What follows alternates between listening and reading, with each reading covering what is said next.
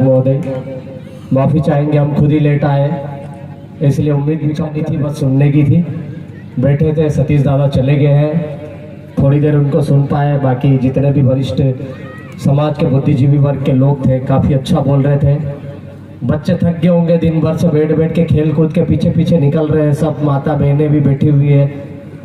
निश्चित रूप से हमारे समाज में ये कमियां देखी हमने कि हमारे लोगों के पास बैठने की क्षमता है लेकिन बैठना नहीं चाहते हैं। कारण ये है कि हमने बौद्धिक स्तर पर उनको अभी तक ऐसा तैयार नहीं किया कि समाज के लिए आप भूखे प्यासे दिन भर बैठो। अब जितने लोग कार्यक्रम चालू करते हैं, 15-20 दिन तक मेहनत करते हैं, प्रचार प्रसार करते हैं, वही लोग आखिरी में तक इस पंडाल के नीचे बैठते हैं। वही लोग दरी बिछाते हैं, वही लोग दरी उठाते हैं, वही लोग फ्लेक्स भी लगाते हैं, यही टेंट भी उठाएंगे और यही स्पीकर घर तक पहुंचाएंगे और आखिरी में सबको सही सलामत घर पहुंचने के बाद कल आपस में बैठ के बात करेंगे। सब वारलूच दिया किरण, हो वारलूच है, कार्यक्रम वारलू ही है, अब बढ़िया है। तो उन सब के लिए एक बार तालियां बजा दो जो इतनी मेहनत करते हैं। लोग दूर दूर से आते हैं, 200 किलोमीटर, 500 किलोमीटर, 50 किलोमीटर, सब जगह से आते हैं, भाषण देते हैं, बोल के चले जाते हैं, वो अपनी बात है। कार्यक्रम को तैयार करना अपने आप में बहुत बड़ा काम है, हम लोग भी करते हैं। 2014-15 से हम लोग काम कर रहे हैं। उससे पहले जो हमारे बीच में सामने बैठे हैं, रोहनलाल दादा बैठे हैं और कई वरिष्ठ साथी बैठे हैं, ये काफी समय से काम कर रहे हैं समाज हित में। आप जिनको सुन रहे थे सतीश दादा, वो यहाँ से अभी चले गए हमारे बीच से, लेकिन मैं उनको 2014-15 में सुनता था, तब शायद मध्य प्रदेश में उनके कैडर भी नहीं होते थे। और जब मैंने उनको वीडियो सुना तो मेरे अंदर भी एक एनर्जी आई अलग की। मेरे यदि 15-16 के आप वीडियो सुनोगे तो कॉपीज होंगे, पूरे की पूरे कॉपी, हूबहू वही की वही। मैं भी ऐसे गांडू नेता बोलने लग गया था। उसी का कारण है कि मैं सस्पेंड भी हुआ कहीं ना कहीं। तो गलतियां हुई मेरे से भी, मैंने सुधार करने की कोशिश भी की।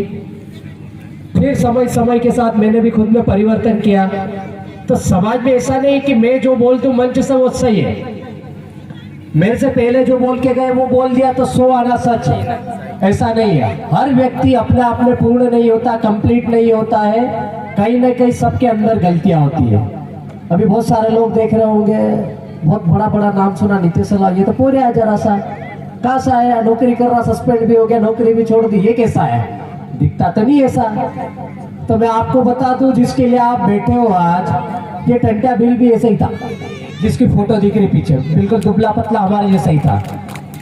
ये सभी लोगों का संघर्ष है कि आज बहुत ही अंदर एक कार्यक्रम हो रहा, बड़े खड़े में कार्यक्रम हो रहा है। अक्सर हम लोग देखते हैं बड़े बड़े कार्यक्रम कहाँ होते, बाजार में होते हैं, मंडी प्रांगण में हो रहे हैं, किसी ग्राउंड में हो रहे हैं, किसी गार्डन में हो रहे हैं, किसी ऑडिटोरियम में हो रहे हैं। लाखों रुपए पैसा खर्च करके लाखों लोगों को लाया जाता है, बड़े बड़े भाषण दिए जाते हैं, एलईडीज लगती है, सब्जी पूड़ी भी मिलती है, सारी व्यवस्था रहती है, आपको लाने से ले जाने तक की पूरी व्यवस्था रहती है।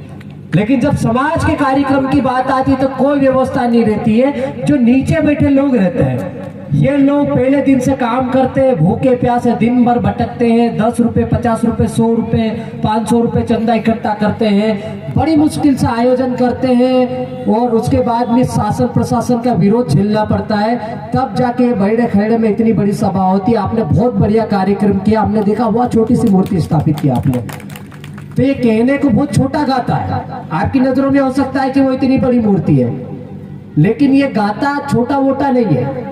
ये जिस महामानव की, जिस धरती आबा क्रांति सूर्य भगवान को जिसको हम बोलते हैं, उस बिरसा मुंडा की मूर्ति आपने स्थापित की है। वो मामूली आदमी नहीं, एक मामूली इंसान जैसे हम पैदा हुए, आप सब पैदा हुए, वैसे ही वो भी एक मामूली इंसान था। एक आम इंसान से भगवान बनने की कहानी है। ये फोटो में जो दिख रहा है ना, आधे कपड़े वाला, पगड़ी पहन के, हाथ में बड़ा सा लकड़ा ऊपर लेके बैठा है, खड़ा है, तो ये आम इंसान से, आम बच्चे से भगवान बनने की कहानी है भगवान बिरसा मुंडा। 25 साल की उम्र में हम लोग क्या समझ पाते हैं, कुछ नहीं समझ पाते हैं। आजकल जिम्मेदारियों की बोझ तले हम लोग गुजरात जा रहे हैं मजदूरी करने के लिए, महाराष्ट्र जा रहे हैं मजदूरी करने के लिए, कोई इंदौर जा रहा है, कोई भोपाल जा रहा है, बाहर जाके मजदूरी कर रहे हैं, मजबूरी है। ये 25 साल की उम्र में हो रही है। लेकिन उस समय 25 साल की उम्र में ये व्यक्ति हमारे लिए शहीद हो गया। क्या हुआ? उसको मालूम था कि भविष्य में हमारी जो आने वाली पीढ़ियां है, ये जो बहन बेटियां, ये जो बच्चे हैं, ये जो पढ़े लिखे नौजवान है, इनकी पीढ़ियां कहीं ना कहीं अंधकार में, इनका आरक्षण अंधकार में, इनको पहनने के कपड़े नहीं मिलेंगे, इनकी जो जल जंगल जमीन है वो उनके पास रहने के लिए बचेगी कि नहीं बचेगी, उनके संवैधानिक अधिकार, उस समय संविधान नहीं था। उस समय उन व्यक्ति ने संघर्ष करके आपके लिए, अभी जैसे सतीश दादा बोल के गए कि लैंड एक्विजिशन एक्ट, जिसको बोलते हैं हम भूमि संपादन अधिनियम, 1898 में पारित करवा दिया। किससे करवाया? अंग्रेजों से करवाया। ये जो टंट्या भील है, 4 दिसंबर की उनकी शहादत दिवस आ रही है। इनकी पाताल पानी में एक मजार है, वहां पे ट्रेन रुकती है, 2 मिनट का सलामी देती है, वहां पर अगरबत्ती लेती है, उसके बाद जाती है। विश्व में कोई ऐसा व्यक्ति नहीं है जिसके लिए कोई बस रुकती है, कोई ट्रेन रुकती है, कोई व्यक्ति रुकता है और अगरबत्ती लगाकर जाता है। लेकिन इसी क्षेत्र का है, इसी धरती का ये कर्मस्थली है उस टंट्या भील की। उस टंट्या भील को देखो, सोचो, विश्व में पूजा जाता है।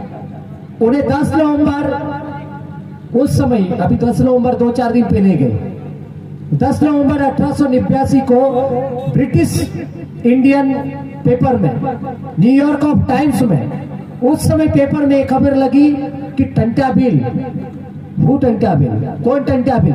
Indian robin hood Tantya Bhil. उस समय उपलब्धि मिली 1889 में। अब सोचो, आजकल हम इतना बड़ा कार्यक्रम करते हैं तो भी पेपर वाले नाम नहीं छापते हैं, खबर नहीं छापते हैं। लेकिन 1889 में टंट्या भील को पकड़ा का, यहाँ पकड़ा, मध्य प्रदेश में पकड़ा, जबलपुर की मजार में ले जाया गया, सॉरी जेल में ले जाया गया, जहां पर उनको फांसी दी गई। और पेपर में कौन सी खबर लगी? न्यूयॉर्क टाइम्स में। और वहां पर उन्होंने क्या बोला? Indian robin hood. Robin hood का मतलब आप समझते हो?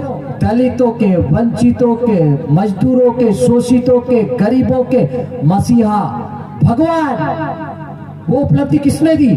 अंग्रेजों ने दी, आदिवासियों ने नहीं दी, यहाँ के सरकारों ने भी नहीं दी। सतीश दादा अभी बोल के गए कि आज भी टंट्या भील का नाम क्रिमिनल ट्राइब्स में लिखा गया है। क्रिमिनल ट्राइब्स मतलब ये जमानती जो हमारी जो जमात है वो मुजरिम है, हम लोग पैदाशी मुजरिम है, आदिवासी पैदाशी मुजरिम है। ऐसा सरकार भी सोचती है, उस समय अंग्रेज सोचते थे।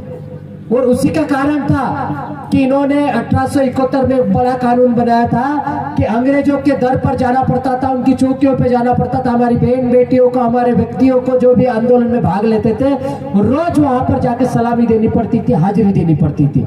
बहन बेटियों का हमारा शोषण होता था। तो ये मामूली बात नहीं थी। उस समय उस व्यक्ति ने यार भूखे प्यासे रहकर, लड़ाई करके, संघर्ष करके आज हमारे को ये कपड़े पहनने लायक बनाया।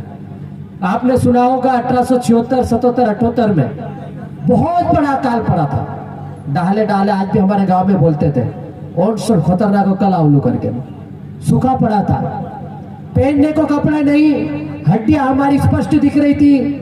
2-2 दिन में, 3-3, 4-4 दिन में, हफ्ते भर में एक टाइम का खाना मिलता था। खाना जब अनाज खत्म हो गया तो हमारे लोग फल फ्रूट खाने लग गए, बेर खाने लग गए, वो भी खत्म हो गया तो पेड़ों के छाले खाने लग गए। ऐसी परिस्थिति में हमारे लोगों ने संघर्ष किया। 1 करोड़ लगभग लोग मरे थे उस समय। 1876 की बात बता रहा हूँ। उस समय अंग्रेजी शासन काल था और जो खंडवा क्षेत्र में टंट्या भील का जो कार्यस्थल था, कर्मभूमि थी, वहां पर जितने भी साहूकार लोग थे, हिम्मत पटेल जैसे बड़े बड़े लोग थे जिनके खजाने भरे हुए थे, वहां पर टंट्या भील ने फिर बाद में सोचा कि यार ये हमारे लोग भूखे प्यासे मर रहे हैं और ये लोग हमारे साहूकार लोग शोषण कर रहे हैं, हमारी बहन बेटियों के रकम गिरवी पड़ी हुई है, जमीनें गिरवी पड़ी हुई है, अनाज के गोडाउन भरे हुए, सब क्या रातम रात छापे मारने चालू किए, अनाज निकाला। अंग्रेजों की भी जितनी भी बोगियां जाती थी, ट्रेनें जाती थी, बैलगाड़ियों में अनाज भर के जाता था, सब लूटा, सब छीना और सब गरीबों में बांटा गया। तो ये टंट्या भील को टंट्या मामा ऐसे ही नहीं बोलते। हमारी बहन बेटियों को शादी करवाने से लेकर, उनके घर बसाने से लेकर, उनको अनाज देने से लेकर, उनको कपड़े पहनाने से लेकर, उनको जिंदा रहने तक का, जिंदा रखने तक का काम टंट्या भील ने किया। और इसीलिए उस समय से टंट्या भील को मामा कहकर हमारे बच्चे बोलने लग गए, बहनें उनको राखी बांधने लग गई। लेकिन बड़े अफसोस की बात है कि टंट्या भील को जो बहन राखी बांधती थी, हेलो, उसी के पति ने ये साथी हमारे पीछे जो है, हमारे कुछ वक्ता और बच्चे हैं, उसके बाद में एक सामूहिक नृत्य करेंगे, कोई जाएंगे नहीं, अभी डीजे नहीं बजाएंगे जब तक हमारे वक्ता पूरी अपनी बात नहीं रख ले। शेष वक्ता नितेश भाई को से अनुरोध है कि अपनी बात थोड़ी साठ में जी वेलकम करने का प्रयास करें। तो पूर्व वक्ता ने बहुत सारी बातें बोल दी है, मैं कुछ ही चीजें हाईलाइट कर रहा था, शायद हो सकता मैंने नहीं सुनी और किसी ने बोल दी हो, लेकिन मैं उसको पूरी करने की कोशिश कर रहा था। तो इतना बड़ा संघर्ष था और आज हम सोचते हैं कि मेरी नौकरी चले जाएगी तो क्या होगा, मैं दार की कर रहा हूँ, मेरे को निकाल देंगे तो क्या होगा, मेरा साहूकार नाराज हो जाएगा और हमारे तुच्छे आंडू पांडू नेता लोग तो टिकट के चक्कर में अपना सामान सब गिरवी रख देते हैं, अपना ईमान गिरवी रख देते हैं। तो हमारी लड़ाई आज किसी व्यक्ति से नहीं है, जाति से नहीं है, धर्म से नहीं है, किसी संप्रदाय से नहीं है। हमारी लड़ाई सिर्फ और सिर्फ आदिवासी विरोधी उन लोगों से है जो आदिवासियों को निपटाना चाहते हैं, जो आदिवासियों को खत्म करना चाहते हैं, जो हमारी संस्कृति सभ्यता परंपरा को खत्म करना चाह रहे हैं। इसीलिए हमारी बहन बेटियों को हम लोग तैयार करके लाते हैं, समाज के कार्यक्रम में नचवाते भी हैं, ताकि लोगों को पता चले कि हमारी संस्कृति ये है। आदिवासी नाचता भी है, मरते हुए भी नाचता है, जीते हुए भी नाचता है, गम में भी नाचता है, खुशी में भी नाचता है। तो ये हमने दुनिया को सिखाया है कि जिंदा कैसे रहना है। तो इसलिए हम लोग समय समय पर हमारी परंपरा को निभाते हैं और आज हर जगह गांव-गांव में मूर्ति स्थापित कर रहे हैं, प्रतिमा स्थापित कर रहे हैं, फोटो लगा रहे हैं, छोटे छोटे कार्यक्रम कर रहे हैं, बैठकें कर रहे हैं, शिविर कर रहे हैं, जयंतियां मना रहे हैं और बड़े बड़ी सभाएं भी कर रहे हैं। उसका कारण ये है कि जनजागृति के माध्यम से जितने भी लोग इस समाज के साथ जुड़े, ये समाज की जो अंतिम पीढ़ी बैठी है इस मंच के बैनर तले, इस पंडाल के बैनर पे, वो ही पीढ़ी आगे लड़ पाएगी समाज को बचाने के लिए। तो उसको हम लोग जिंदा रखने की बात कर रहे हैं, उसको आगे बढ़ाने की बात कर रहे हैं। बस यही संदेश था, यही मैसेज था। मुझे भी जाना, कुछ और वक्ता